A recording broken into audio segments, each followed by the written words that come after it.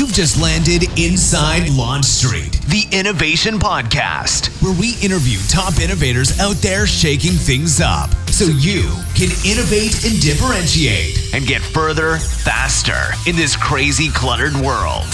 And now, innovation thought leader and your Superfly host, Tamara Kleinberg.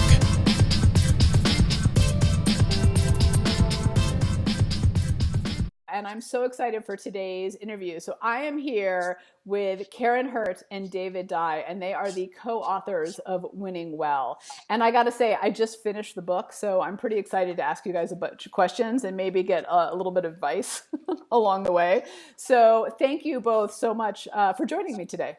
Oh, thanks so much for having us. Our pleasure. I'm excited. So let's back up for a second. I'd love to hear a little bit about, David, I know you from an association we're both involved in. Karin, we're new to each other, but I'd love to hear both of your backgrounds, how you got to this place. I kind of want to know how you guys even know each other. And then finally, why you wrote this book in particular. Okay. Well, I spent 20 years at Verizon, and so the first decade was a series of HR positions, leadership development, organizational development, merger integration, all that kind of stuff, and built a training organization. Then the second half, I went out into the field, and I did a variety of field assignments. I led large call centers, did a lot of service management. I led a service management organization, led a 2,200 person sales team. Wow. So, and then my final role at Verizon was I led all of our outsourced call centers that were all around the country. So I spent a lot of time on an airplane working with other companies who were taking Verizon Wireless's calls. And so as I was doing that, I also started to write a leadership blog because I found that I was telling the same stories over and over again to try to help change the culture to create a more positive work environment for these companies that I was working with, because I knew a better work environment would lead to better results, and I was accountable for better results. And so one thing led to another. The blog started to take off, and people started to call me to ask me to speak and do consulting. And I said, well, no, I have this day job as an executive. I don't have the time. And so it became an unsustainable model, and I had to choose to either stay at Verizon or to go out on my own. And I felt a real calling that this is what I was meant to do next. And so I did what everybody said was crazy, and I walked away from a really good job. And I haven't looked back. So it's been 2 years that I've been out on my own, and I am speaking and consulting, and I have online training programs, and now written this book, and we are having a blast. So I just have to ask before, David, you start and kind of go down the other questions. Were you telling the same stories because you were seeing the same challenges over and over again? Yes, absolutely. You know, the same issues, and these are all the issues that we chose to address in the book. You know, what if my boss doesn't want to win? Can I build a decent culture in a culture that overall is not supportive?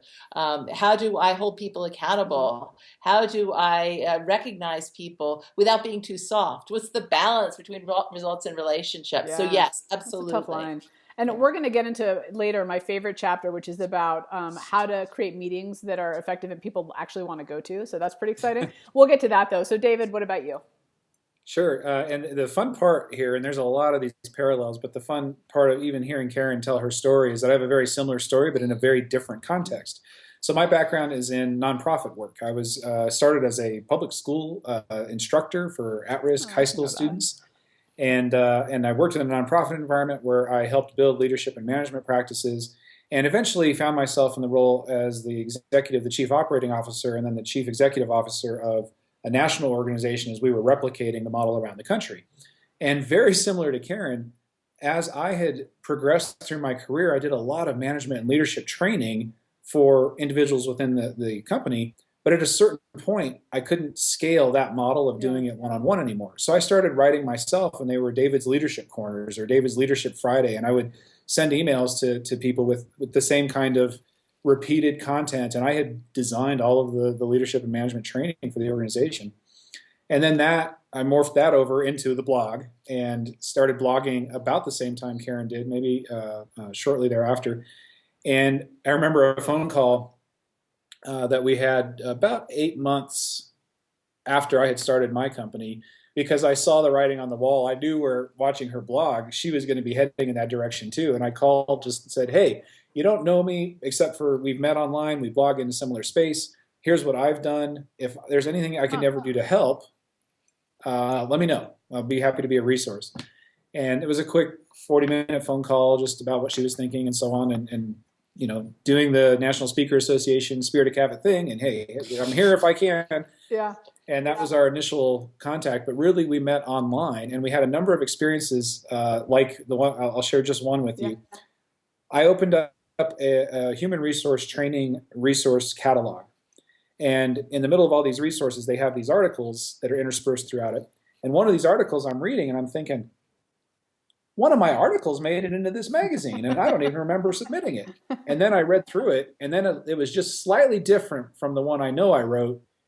And it was, the byline was Karin Hurt from Let's Go Grow Leaders. And holy cow. And we have found over and over again that me from a nonprofit service, and I also served as an elected official, public service direction, her from a corporate direction, we're sharing the same stories, the same values, the same approaches. And we realized that we really had a lot of alignment. And so that's how we, over time, came together and said, we've got to write this book because we're on the same mission, trying to help managers, frontline leaders, mid-level managers, and so forth, be effective and enjoy their work and be able to sustain it over time. Yeah, we were both writing a book, and it might as well have been the same book rather than a competition. I say I like that. Work to collaboratively instead of divide the marketplace, right? Yeah. And you know, correct me if I'm wrong. And you know, my perspective anyway, from after reading the book, is that you know, whether it's nonprofit or you know a large organization or a small business startup, or you're an entrepreneur like me with a more virtual team, leadership is leadership at the end of the day. And you know, the distinction seems to me less about the size of the organization, although there's certainly some baggage that comes along with that, and more about the culture and the approach. Absolutely. The people are people. So whether there's 2 people or 2,000 or 20,000 people, people are people, and the same principles apply. The key is, and we share, and that's the reason we share the model at the beginning of the book, which I'm sure we'll talk about, but the reason we share the model we share is that if you know that model and you're coming at leadership with confidence and humility, and you're focused on results and relationships, you're going to be able to work that out in any context you find yourself in. So let's dig in. So you open the book with kind of winning at all costs versus winning well. Talk to me a little bit about the difference and why that matters so much, because that really does seem to be the kind of the foundation to everything else that's written. Yeah. So what we find is that so frequently managers are under so much pressure to accomplish more in less time. Yeah. And what that often that pressure often drives behaviors that are less than productive in the long run.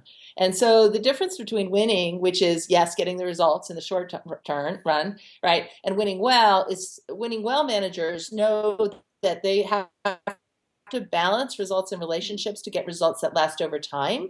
And so they are investing in more positive behaviors. They're getting to know their people as human beings.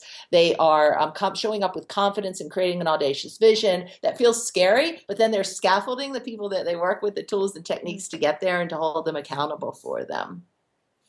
So I want to dig into a couple of things that you said. So the first is, it sounds like maybe the mistake a lot of us make, and I've seen it. I've worked in corporate America too. I did consulting for many years for Fortune 500. And the mistake I would say I make, and it sounds like what you're saying is, you know, we think of winning as a point in time exercise. So we'll get to that goal, right? The sales, the launch, the whatever, the dollar goal, whatever it is. And I think what I hear you saying is winning is really should be a long-term strategy, which sounds obvious when I say it out loud, but it's not really, is it? One of the things that we talk about in the book and the main concepts is the score is not the game.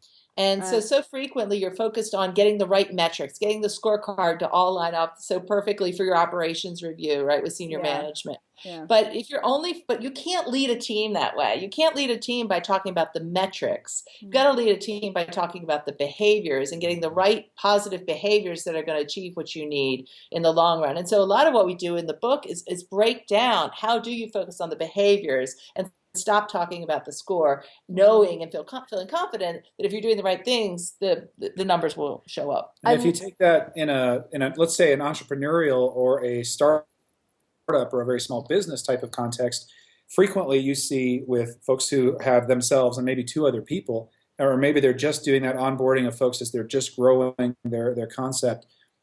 it's chronic. You see it all the time where, well, let's just get through today. Let's just Yeah. get through this quarter to get that launch, and we'll worry about culture later. And the problem is later never comes. Right. And then you've built a team filled with maybe smart people, but who are horrible at working together, and you've compromised your long-term ability to achieve those results. So whether you're in a small business, entrepreneur, or startup, or you're in a Fortune 500, the same dynamics apply and the same temptations are there to use those less than effective tools, either to beat people into submission and use fear, power, and control, or the other thing that happens is that people end up just trying to keep everybody happy and avoid conflict, and either one of those ends up in isolation, bitterness, frustration. Do you think that if you don't spend time focusing on the culture, that a culture is created, whether you like it or not, it may not be one you like? Because I'll give you an example from way back when. So I was leading this consulting firm. I was second to the president. And he just never spent the time focusing on culture ever. But when I got there to kind of, be groomed to take over, I was charged with creating the culture, but I actually really had to work from a deficit, not because we didn't have smart people, but because there was a culture that was created. It just wasn't the one that I wanted, and he didn't care.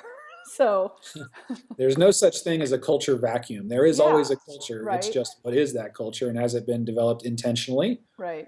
Or left to be something else? Yeah, it's funny because I just had a conversation with it was a startup, and they have been growing so quickly, and I've been talking to them. I'm like, you really do need my book and the course, right? This is the perfect time. And he was like, no, I don't have time to talk about culture yet. Right. I'll talk to you in 6 months. And I kept saying, yes, you do. Well, he just called me, said, he's the president. He said, I got fired. And he said, well, there's a result. Because I'm not getting results fast enough. I'm like, it's because you're not focusing on the culture. You got to pay attention to that. You got to win over people's hearts and minds and get them engaged from the very beginning. Right. I couldn't agree. I think that's so important. And the other thing that you said that I just want to loop back to, so from my world of innovation, I tell people to focus on behaviors, not outcomes, if you want to create a culture of innovation. Because if you focus on just kind of success and failure, you're ultimately building a culture that actually shuts down innovation. So I think what you're saying is really in line with that, which is, to create the right winning culture, it really is about behaviors, not outcomes. And I think, tell me if you've seen this. I think for a lot of leaders, that's hard to wrap your head around. Is managing behavior versus managing outcome. Well, we call it, and as Karin alluded to, we call it, in leaders, they play the game. They don't game the score, right? And so that's what the language you're using is, playing the game is about the right behaviors. Right. And so one of the things that we say in the book is, your customer doesn't care about your internal scorecard. I have a question Your customer cares about the service they're experiencing, the product you're delivering, and so on. A well-constructed internal scorecard is going to help drive behaviors that produce those results. But what happens a lot of times is that we focus on the number as a thing in and of itself, right, disconnected from the results it's supposed to produce with our customer or our client. And that's where we get that disconnect, and people start drifting away from the work, and you lose their engagement, and the managers get disengaged, and it's a mess. So give me an example of a metric that you would say, why bother with that one, or that you've seen, and one that you'd say most people aren't paying attention to but could really help with that winning well culture. I think the first caveat I would give is that it's not about whether the number is meaningful or not. Yeah. It's how you use the number. So let's use a net promoter score. That's a very common one, right? Yeah. So here's an example of a really poor way to use a net promoter score is, and I see this happen all the time. You go into a retail outlet and you have your transaction, and the cashier gives you the receipt, and they circle they circle with their finger, with a fingernail, right? Yeah. And then they say, look, here's the deal. If you could call and do this survey, it'd be so helpful. And by the way, I get punished if I get anything less than a 10. So help me out, man. Okay, well, if I say, how likely am I to refer this organization, and I said a 10 because the cashier guilted me into it, that has no bearing at all on actual net promoter, right? Right. So there's nothing wrong with a valid net promoter score, but it's not at all helpful if, as a manager or leader, you're influencing your people to game the system to try to do something that has no bearing on reality. Focus on actual customer service, and now the rest will take care Got it. of itself. Got it. Well, the thing that I would say is there's a story in our book from when I was out visiting a company in El Salvador, actually, and I went to look. They brought me in to look at their customer service organization and to figure out, among other things, what were the right metrics to be using. And I went in and I looked, and they had like 2 metrics, and they were terrible. It was like adherence to schedule and attendance. Like that was it. Like, so basically they were just sounds so important. Yeah, agents on whether or not they were showing up to work. And I thought, oh my gosh, that's a low bar. Are going to be terrible. So I'm sitting next to these service reps, and I'm jacked in with them on their headsets, and I'm listening to the calls, and I'm watching what they're doing, and I'm watching how they're interacting in social media, and they are fantastic. Wow. And it was some of the best customer interactions that I've ever seen, and I've seen tens and thousands of these things. And so it came down to it. They had hired people who were so passionate about the customer experience that they were going above and beyond because they were really treating the customers they would want to be treated. And so in that case, their metrics were irrelevant because they had created such a positive winning culture that it didn't matter. Now you can't run a business that way, but I thought that was an example of where they were focused on the game and not the score, and they were winning. Wow, that's so interesting. It is interesting, I think, as leaders, how we get wrapped up in the wrong things. We start to really focus on things that just don't matter. So you had a quote in your book, or a sentence that I'm going to quote, which I thought was so great that I wanted to dig into it, which is, your competition is mediocrity. You were talking about the competition's not competition, it's actually mediocrity. And, I read that, and of course my innovation side was like, yes, oh my God, status quo thinking kills everything. If you want to be innovative, the worst thing you can do is say things like, well, that's how it's always been done, or like, I'm just going to do what I need to do to get by. They'll kill it. So how, for an overall winning well culture, is mediocrity the competition? Sure. Well, it starts by, where is your focus? If your focus is on beating the guy across the hall, or the company next to, or all the rest of it, you've automatically put your focus on something other than the behaviors that drive success, right? So your focus is almost more external. Mm-hmm. And now you put your focus on something less than what's actually going to drive your ultimate success.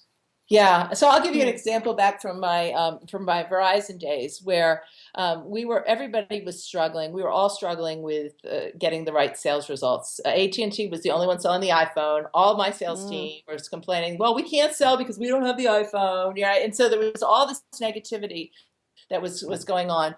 And, as we were stack ranking, so we were only looking at, well, how was Maryland, DC, and Virginia, my group, doing against Boston, doing against New York Metro. And there was all of this internal competition. As long as I was ahead of Boston and New York. It's like, as long as I can run faster than Bob when the bear comes, right? Right. And that was the only conversation that we were having. And so it's like, you know what? This is not innovative to do this, And so what we ended up doing was saying, instead of focusing on getting retail sales, we're going to completely change up the game and focus on selling to the small and medium business space. And the behavior we're going to do is ask every customer where they work when they come into the store.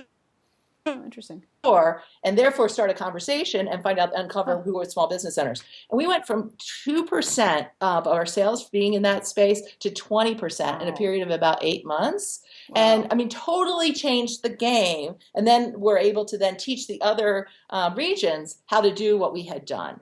And so that's where you get innovation. But before I did that, if I had just said, well, I'm beating Boston, I'm good, then we would never have accomplished that. Right. That's so interesting. And I would say that, just to add to it, that businesses that do really well are ones that, and I see this with startups, are ones that don't focus on their competition. They focus how to do what they do best in a new space, to create new spaces for themselves, which is a little bit, I think, what you're saying. Yes. Yeah, they do what they do best. That's your competition is mediocrity. Your competition is just allowing yourself to skate, but the goal is be the best version of yourself in the service of the product you provide, and that's going to take. And then you'll find the behaviors. That'll gives you the thing to look for that creates the innovation of the behaviors that get you there. Right. So we had alluded to it earlier, but we were talking about people, I think, mistake winning as a point in time exercise. And I think, and you've seen it more than me, but it often looks like we've got to hit this goal. And then we work so hard to hit this goal that we all burn ourselves out.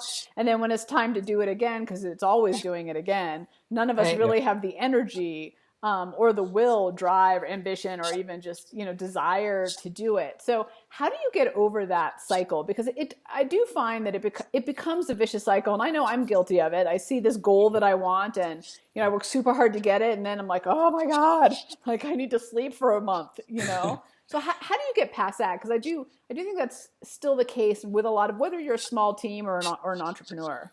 Sure. Well, and the first place is to have that self-awareness that as you just said, and I think we all fall prey to it, is there's a thrill in the competition aspect of it. Great And point. for achiever types and many of those really driven types that get into leadership or start their own startups or what have you, there's a thrill that comes with that, and it can be addictive. And so one of the metaphors, and there are many you can use, but one of my favorite metaphors along this is to remember that it's a marathon, not a sprint. Yeah. And life is a marathon. It's a long distance run. And so having that as my mentality, that it's not about just, I can sprint the next 100 yards, but if I do that, I'm ultimately going to lose the race. Yeah. And so I've got to keep the both and in mind. That's one approach. Well, and it's funny, you're asking us this at a very interesting time. Right, as you launch your book. We're like really both burned out. Exhausted. We are promoting the book and tours and media interviews, and we're like, we can't possibly sustain this case for the rest of our lives, right? So, but that. I think that's the one thing I really like to think about is thinking about your life in seasons and your career in seasons. And, so what we've committed to each other is, okay, right now we are in a very heavy season. We're in the middle of book launch, and it's really important. And we are working 7 days a week. But we can't do that for the next year. And that, though, right? And like, this isn't something you're going to repeat every 3 months. Right. So, and we've said that, and we've said to each other, we're going to have to hold each other accountable for that we, as we're planning our calendar out for the remainder of the year, that we don't let it get out of control. Yeah. And I think you need, as a leader, you need to do that for your team. Absolutely. And when you need to model it too. Yeah. You can't just tell them to chill out. If you're not chilled out, they're going to follow your lead because that's what people do. Yeah. So if you are constantly working all through your vacation, and then you tell your team, no, go on vacation. Well, your behavior that you work through your whole vacation, they're going to think that's really your expectation of them too. So can we talk about that? Because I have to tell you, I'm going to throw my sister-in-law under the bus. So if you listen to this, Leslie, I'm sorry. But we were just on spring break, and she works for a multi-billion multinational company, and they're huge. And I've seen it many times now where they are constantly emailing each other, even though they're on vacation. And it drives me bonkers. But I'd like to get your perspective, not just on how annoying it is, because that's how I feel about it, but also what that does to the culture and to the people over time. Because I think what's happened over time, and I heard somebody else talk about this in a much more articulate way, is this kind of a little bit of creep. Like I stay till 5:30, so then, Karin stays till 6, and then I answer emails at 4 a.m., so Karin gets up at 3 a.m., and then all of a sudden David's in on the mix, and then suddenly we're all kind of out of control before we even meant to, but the impact's big, right? It's huge. And so much at first, where does it come from? I think a lot of it comes from insecurity and fear. Fear that somehow the person next door is going to beat us. Somehow the company across the street is going to... But here's the reality. They're all populated with human beings. Right. And neurologically, biologically, none of us are built to function that way. Yeah. We're just not. And I know as an entrepreneur that one of the toughest lessons I had to get business coaching in order to do this was to be disciplined about taking 1 day a week off. No work, no emails, nothing. And it was difficult. It's the most challenging thing. Forget marketing and business planning, all the rest of it. That's the most challenging thing I ever had to learn to do as an entrepreneur. But it paid huge dividends because my productivity increased on the days I was working. I was more motivated to do it, and all the rest of it. And I love what I do, so it's easy to dive in and get to that level. But the impacts, forget it's annoying, forget it's irritating. It impacts your productivity and it impacts the longevity of your results. It just does. So what do you do about it? The first thing is somebody. You just had an awkward pause, like I was going to answer that. I'm like, I don't know, David, you tell me. Pause to let it You're sink the author. Power of the pause. What do you do about it? Well, what do you do about it? to me, first, you take personal responsibility. Yeah. So even when I was an executive, I was simultaneously executive for 2 organizations and had the blowing up and vacate, all the rest of it. And I took lunch every day and I left the building for 45 minutes. And whether I was going for a walk or whatever, and I didn't return emails, and Right. I ate lunch and I would read a book or a magazine or an industry thing or whatever it might be. When I was on vacation, I'd put a bounce on my email. And I would get from high level people all over the country, I'd get emailed and all the rest of it. They'd wait. I never really nothing's suffered. Actually an emergency. We're not doctors. Like, we're not in the room, Right. And there's putting ourselves in having an accurate self-image. So one of the things we talk about in the model is having humility. Yeah. And that starts with an accurate self-image. What am I really doing here is probably not life or death. But it's easy for us to get sucked into that, and we create this false reality. Well, the only antidote is for us to take responsibility and for ourselves create a different reality, help our team members to create a different reality, and then that can emanate from there. I think the other thing, because I was like your sister-in-law. I love her. I just like, why? I can tell you a Disney trip vacation that was absolutely destroyed by some stuff that blew up when I had a big team. And I had to do what I had to do. Like, if I hadn't, I probably would have been fired. Like, I had to do what I needed to do. So what I would say is what I learned from that experience is plan for your absence. Like, be really very crystal clear that in my absence, so-and-so is in charge of this, this guy's in charge of that, and this woman's in charge of this, and make sure that they have everything that they need, that there's no way that you're the only one with the information that they need to solve the problem. Because I was at a point that the only person that could really solve it was me. Right, but you did that to yourself, is what you're saying. I did that to myself, right? And after the Disney World vacation, which was a very expensive mistake, right. I remember sitting outside so I wouldn't wake up my family at 2:00 in the morning dealing with some crisis, and some other guy I was disturbing their sleep, and so this is bad stuff. It's not winning well. So, I learned from that, make sure that you leave a solid plan and make it crystal clear that if you go off the grid, the sky won't fall. Well, and the other thing I'd add to that is, and I've seen this in many organizations that I've worked with, is if that person, if David holds the key to the information, nobody else can do it, you're actually putting the team at risk as well, because you may not be able to contribute for some reason or another. So that's a bad place to hold on to all that control is actually bad for everybody. Absolutely. Yeah. Okay, let's dig into some of the principles. So I loved your 4 principles, and the 2 were internal and 2 were external. So will you walk those listening through kind of what those principles are and what they're all about? Yeah, so let me start with the confident humility piece, and then I'll have David do the results in relationships. So the first dynamic that we talk about is internal, and it's confidence and humility. And confidence is having the audacity to dream big, right? To stand up for what matters, to tell the truth, and to know your strengths as a leader, and be very comfortable in your strengths, and not holding back and not saying I'm not going to bring something to the table because for some reason. So then on the other side of things, you have humility, and that is knowing your vulnerabilities and recognizing that you need to surround yourself with people who have skills that supplement yours and complement. Admitting mistakes, being willing to admit when you're wrong, and inviting people to purposefully challenge you. And when you can have that mix of confidence and humility, you will build deep trust with your team, and you'll have deeper connections with your team, and you will be coming from a more grounded place that will be more beneficial to serving those you're leading. Do you think that, before you go into the external, something you said there kind of surprised me a little bit when you think about humility, and that is the part about inviting different perspectives. You said it a little differently, but inviting people to challenge you, I think maybe how you said it.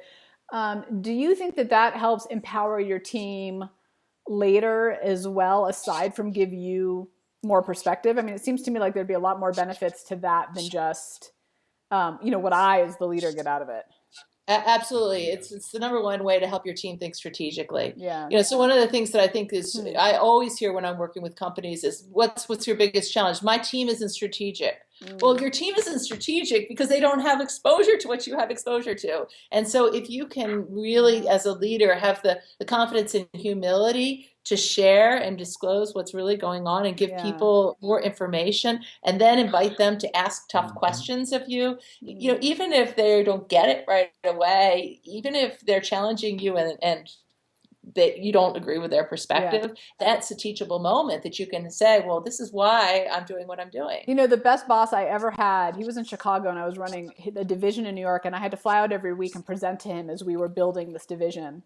And he would basically poke holes in everything I ever said in an effort to make it stronger. And it really took me a little bit to realize, first of all, that was what he was. He's a wonderful leader, but I was young and insecure. And it took me a little bit to figure out, wait a minute, this is what a bonus. Like, this guy is helping me get stronger. Yes. And he's doing it because he wants us to be better. And this is not about me. This is about the ideas, which is a hard separation sometimes. So what about the external? Well, so you've got that foundation of confidence and humility, and that's what's going on internally. And to emphasize that again, if you try to do the things externally without that foundation, people know. People are not stupid, and sometimes we come at it thinking people aren't going to know. But if I have motivations that are about just me and they're not about the team and they're not and all the rest, people are going to know. So let's get that internal set. Right. Then as you get into your external focus, if you go to the dentist says, hey, if you're going to have healthy teeth, do two things, will you? And tomorrow, we haven't talked about this. What does the dentist tell you to do? Brush my teeth and to floss. Brush and floss. Right? Did I get it right? You did, right? And we all know this, brush and floss. Well, I call this the brush and floss of leadership, because there's no way we can share the answer to every single situation that as an entrepreneur, as a leader, as a startup, as an entrepreneur, wherever you might be. But we can give you the brush and floss, which is if you'll do these two things, you're going to be okay. You're going to be able to figure it out. And that's to focus on achieving the results you want to achieve, that your team exists or that your organization or that your product is supposed to do, and building healthy professional relationships. And so when we talk about results, it's about clarity of what does success looks like and the accountability as we're moving towards those things. When we're talking about relationships, it's connecting with your people, investing in your people, and collaborating along with your people. And what most of us do, and it's human nature, is that most of us are kind of born, if we're interested in leadership, we either have more of a results focus or more of a relationship focus. It's just the way we're wired. That way. Right. If we will, and when we combine both, that's when you start to see the really cool, sustainable leadership emerge. Because now you're playing from both strengths. When it's just one or the other, you end up either using people or not getting a result and then burning out that way. When you combine them, it's like peanut butter and chocolate. Chocolate's good, peanut butter's good. Chocolate and peanut butter are amazing. And, it's an explosion in your mouth. So that right. kind of leads to the 4 types, right? So let me make sure I get it right because I wrote it down. Where is it? The user, the gamer, the pleaser, and then winning well. And, as I was reading the descriptions, I kind of laughed because I think I've probably been all of them at some point in my career. I don't know that I was always, hopefully I'm moving into winning well, but I think I've definitely been the other ones, for sure at some point in time. So my question, explain them, but the underlying question I have about them is how much of that is me and how much of that is the culture that I'm dealing with? And just to layer onto that is how do I get to winning well if I'm not? I know many people who I would say are pleasers, but I actually think that the cultures turn them into that versus that's where they started. So let me just start by answering that question. Then maybe go through it. So I don't buy that. I buy that the culture does do that, but I don't buy that as an excuse because I have seen winning well managers in almost every culture I've been in, even in the most toxic cultures. So you have to choose. And I believe that you can make a personal choice to create what I call a cultural oasis, right? So it could be, even if the culture overall is toxic, there are things you can do to lead with confident humility and get your own head straight and to focus on balancing of results and relationships. Because here's the deal. We used to say at Verizon, results buy freedom.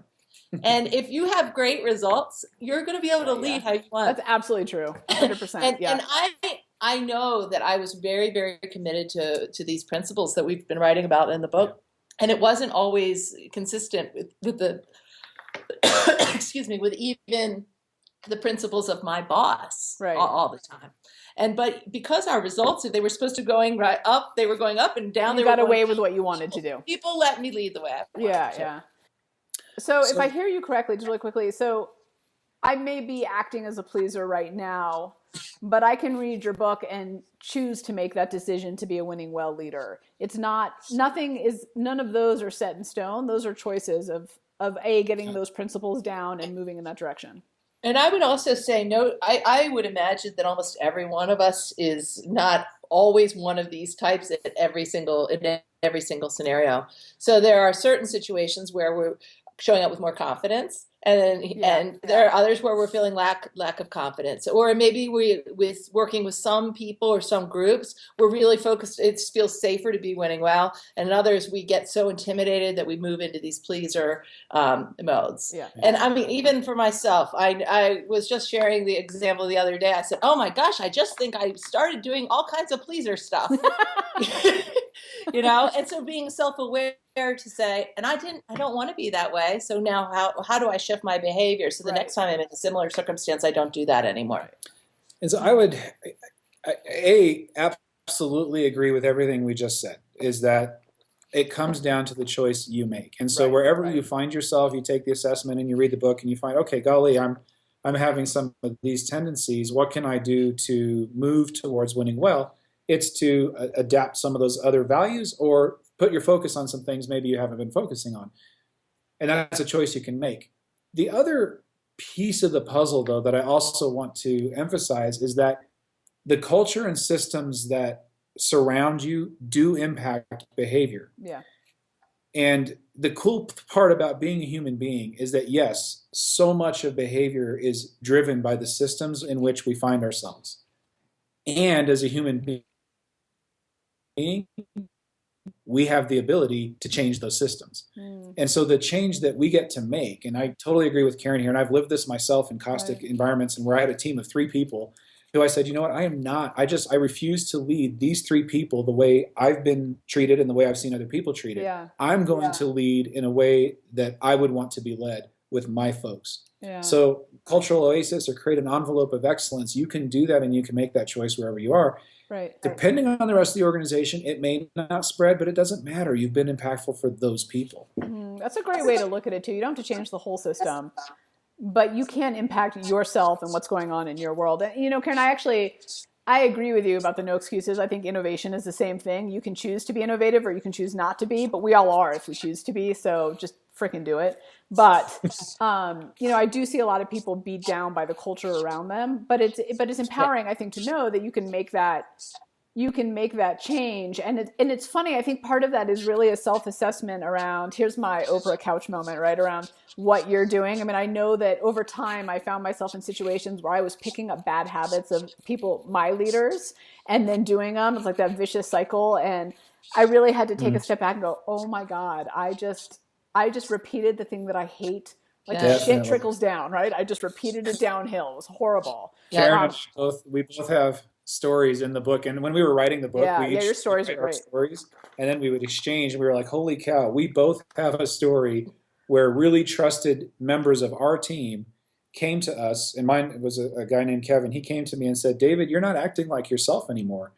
The team is here for you. Trust us, and we've got this. Let's be and do what we know. It was like, and mine was Jonathan. He said the same thing. He's like, you are acting like the leader I know you don't want to be. So stop it. How can we help? Okay, so I want to dig into the chapter about, let's see if I say it right. I wrote it down. So leading meetings that get great results and people want to come to.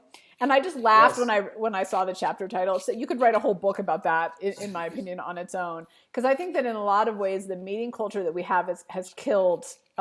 It's killed innovation in a lot of ways, and I think it's killed a lot of things. Yeah, it's killed a lot of things, and I think people dread it and they see it as no work time, which is disappointing. And I think on top of it, particularly with innovation, right? So with the work that I do is, people think collaboration is everybody around the table having input, and I see it as the right people focusing in on the right things. That's good collaboration. But talk a little bit about why you focused on meetings and why that's so important, because I know I don't do it, but I have clients who are double booked all the time. It is part of their culture. Yeah. And then their meetings I've been in their meetings and I'm like, oh my God, I have to go to sleep and I got to run away. Like, this is horrible. And I know they feel that way too. Sure. Well, why we focus on it is because meetings are inescapable. We're human beings. We've got to work together to get things done. If we could do it on our own, we would have already. That's just, so there is a need for meetings and for the exchange of ideas and the solving of problems and so on. Problem is, we're not typically disciplined or intentional about how we use that time and how we engage with one another. And so we have all kinds of horrible things that creep up. So when I talk to people, I say, okay, who hates meetings? And everybody raises their hand. I contend, right? I contend that we don't hate meetings. We hate bad meetings. Which is most of the meetings we go to right now. Which is what we know, right? So I compare it to Scotch. I used to think I hate Scotch. No, I actually hate bad Scotch. I love good Scotch. My husband's trying to convince me that about tequila, by the way. Like, no, you just hate bad tequila. I'm like, no, I hate all tequila. I'm sure of this. He may have another agenda tomorrow. I'm not saying that. So when we experience good meetings, and I've had this happen, and I know Karin has too, where we'd have team members come up to us after a meeting and say, David, that was a great meeting. Oh my gosh, we got so much done and we're ahead. And now look. And so I think people actually enjoy when they experience it, a good meeting that's productive and carries us forward. So what makes a good meeting? What's the top two things I need to focus on to make sure that I'm in the right direction? Get the right people to the meeting, and you only want the people there who can do one of two things, or ultimately two of two things, right? Which is to make decisions and or improve relationships. And if you are inviting people to the meeting who cannot contribute actively to one of those two things, then you're probably inviting them for the wrong reasons, maybe political reasons or other reasons. And I encourage you to make the tough decisions and have the tough conversations to get the right people to the meeting. Most of the time, if you say you don't really need to come to this meeting, people will be relieved if they aren't there for one of those two things. It's like not being asked to be a bridesmaid. It's actually a good thing. Yes. I have no experience in that tomorrow. I'm sorry. Sorry, David. Well, and here's the challenge that I would put to all our listeners out there. First of all, buy the book. It's fantastic. But second, if they started with that chapter and implemented how you talk about what makes a good meeting, I guarantee the people listening, that you guys and watching, you'll see results, and then you'll want to implement everything else in the book. So if nothing else, I would start with that chapter, because when I read that, I thought, wow, that you're right, David. It's not meetings, it's bad meetings. But we're so inundated with bad meetings that we no longer see the difference. Yeah, and go ahead. One of I like to use simple criteria, right? Yeah. So getting the right people in the room, the question I ask is, for the meeting I'm about to hold, whoever I'm asking to come to that meeting, is this the very best, most productive use of their time? Yeah. Anything less, and I am undermining productivity. Why would I do that? Right, why would you do that? So if I use that filter and say, oh, wait a second, is this going to be the most productive use of their time? And how do I make it that, if I am indeed thinking it could be, then that helps me sort everything else out. Yeah, and then close the meeting with who will do what by when and how will we know? Because other than that, you're starting the next meeting looking at each other and saying, did you do that thing that we talked about? What fell through the cracks? No. Yeah. So bake the accountability into the end of the meeting. I love it. And as David knows, since we work together a little bit, I schedule all meetings for 30 minutes or 45, because I've never found a meeting actually needs 60 minutes. But if you give it 60 minutes, it'll take 60 minutes. It will. Yeah. Yeah. Okay. So there's another quote in there that I thought was so good that I hope you guys post this all over the place. And I want you to talk a little bit about the impact about this, because I actually think that this is rampant in organizations with the people who work for you. Whoever, whether, again, you're a small team, large team, or entrepreneur. So this is what you put in there. The memory of the last time can destroy this time before you even start. I thought that was huge. And I think as leaders, we don't realize what's happening and why, people come with fear or with trepidation or with baggage. So will you talk about that? Because I thought that was so powerful. Yeah, so I think there's a number of contexts in which that applies. It certainly applies when people lose confidence in themselves. So somebody says, well, the last time I gave an employee, constructive feedback, they cried. So I'm not going to try. I hear that a lot. It's sad. So I'm bad at giving feedback. Right. I'm not going to give feedback. And so I'm going to move into this pleaser mentality instead of having, the tough conversation that needs to happen. And I often hear people say, well, I'm not, the last time I tried to bring my boss up my new idea, she didn't really listen to me. Yeah. So I'm not even going to try to bring innovation into the conversation now. And so you've got to be careful as a manager because the behaviors that you exhibit one time, people will already assume that that's like muscle memory. Yeah. So how do you get over that? So you've got a team, or maybe you inherited a team, or you're working with, consultants or vendors if you're more of an entrepreneur, because their baggage still translates to you. How do you identify it? How do you overcome it?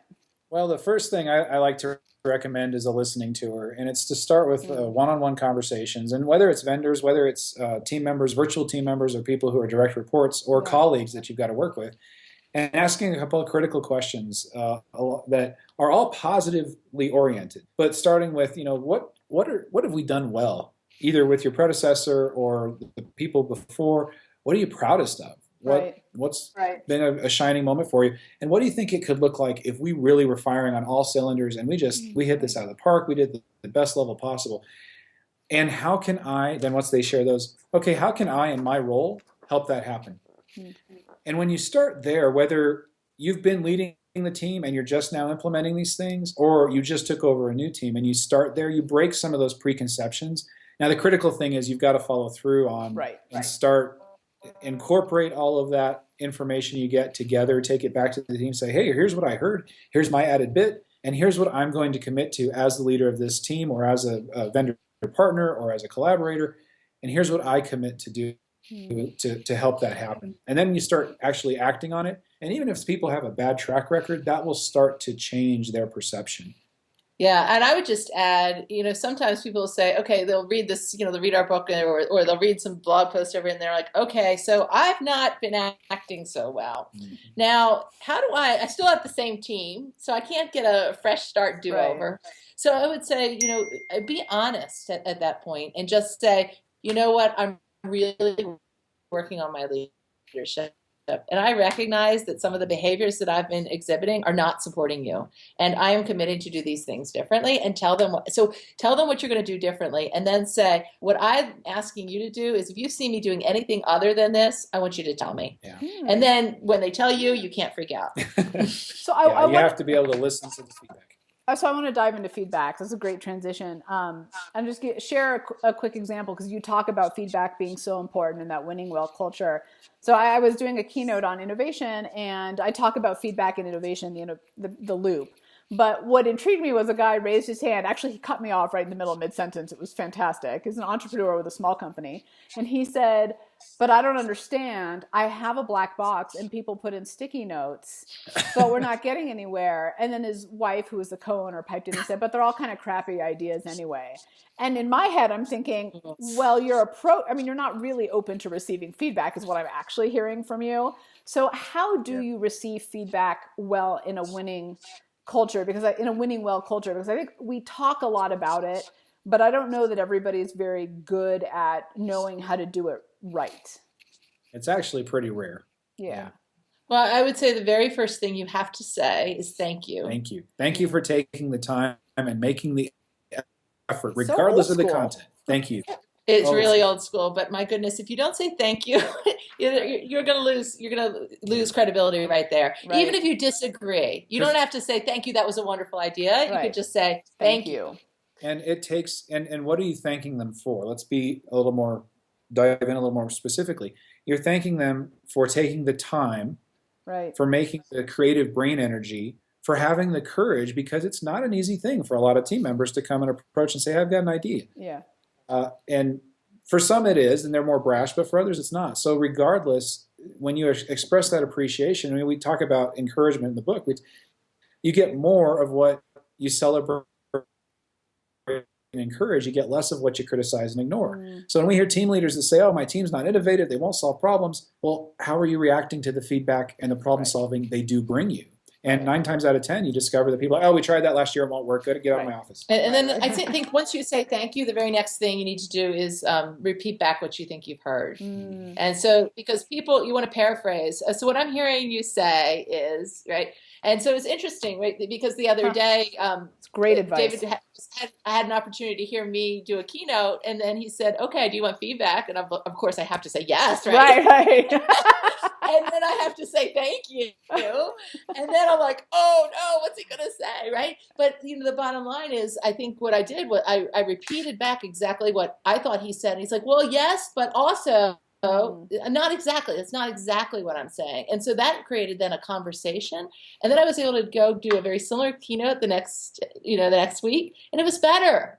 Yeah. Because that's the bottom line is when you can really be open to feedback, you will get better results. Well, and hopefully, right? So to go back to your 4 principles a little bit, both of you have the confidence and humility to know the other person's, to receive it and to give it in a way that's actually from a full soul and a loving place. You're not coming from a like, I'm going to criticize the crap out of you, right? Because I really want to make you feel bad. Let's be honest. You may have an employee who is coming with that attitude, right? Yeah. For whatever reason, maybe it has nothing to do with you. They had a bad day. Their dog died. Who knows? You don't know. So, what are our 2 steps so forth? So you're going to say thank you, right? You're going to repeat back and summarize what you think you heard and make sure you've checked for understanding there. But then what? And then what depends on what that feedback is. But sometimes it's going to be feedback you can't do something with, or you can't use the way it was intended, or whatnot. But I think that if we trust our people enough to tell them the truth, we can tell them. And I like to give an example. Somebody says, hey, I've got this idea, and I have some feedback for you, David. Here's what I want to do. And maybe it is something we tried last year. Fine, I can say that. But at first, if I say thank you, and then let me make sure I hear your idea correctly. Okay, yeah, that's what. Okay, we tried a similar thing last year, but here's what we discovered. And I'm now going to bring them in and try to make them a partner with the feedback. That we tried a similar thing last year, and we ran into a constraint with budget over here, and then this other department or this other vendor over here, they had this issue, and we never found a solution for that. I would love it if you could do some thinking on that with us. In fact, if you come up with some ideas, I'm all ears. Let's hear that. And so whether it's feedback about a concept like that or something about you personally or whatever else, you don't have to say, hey, awesome idea, I'm going to implement it. There's a way to respond, and we give some ideas in the book. There's a way to respond that values that person for having the courage and the energy. And then if you can't do it, if you can't use it, you can be upfront about that and the reasons why. And that helps them grow and think more strategically and all the rest. So, in the very beginning, I can't remember if this was offline or once we started recording, but you had talked about this book is for kind of frontline middle managers, small business owners, startups, like people who are leading, whether you're, up and down on the hierarchy of things or even on the hierarchy. If you were them, what would you say is kind of the big thing they should think about, the big takeaway now that we've kind of, gone down into the specifics? Let's kind of go back up. If I'm that person and this book is for me, what am I ultimately getting out of it? And what kind of impact can I expect to make? Several questions there, Tamara. So are you looking for we talk a big take? I heard big takeaway, and then I heard about impact and so forth. So let's narrow down our question. Oh, you want me to narrow down the question? So I would say the question is, how can I'm actually like in my head, I'm visualizing someone using it and wanting to make an impact. So I'm that person, regardless of who I am, entrepreneur. If I do that, what's your advice to me? What can I expect to happen? So is that more specific? The very first thing is, this is not just a book that you read and you internalize. And this is a book with really tactical tools and techniques. So to your point, try something. You like the meetings thing. So take start if for you. Clearly, start with the meetings chapter and say, okay, for the next 3 meetings, right? I'm going to do these things. We have an inspire feedback model. That may be one takeaway. If all you do is learn the inspire method of giving feedback, and use that the next 3 times you give feedback. So I would say read it and then make yourself an action plan of really tactical things that you're going to do to lead differently. Totally agree. Our number one goal when people read the book, what do we hope they do? We hope that they pick something and put it into action. The only thing that's going to change their reality for them as a leader, as the influence they're having, the results, any of it, is to do something differently. And that we've given so many hundreds of different tools and tips and tactics that you can use to do that.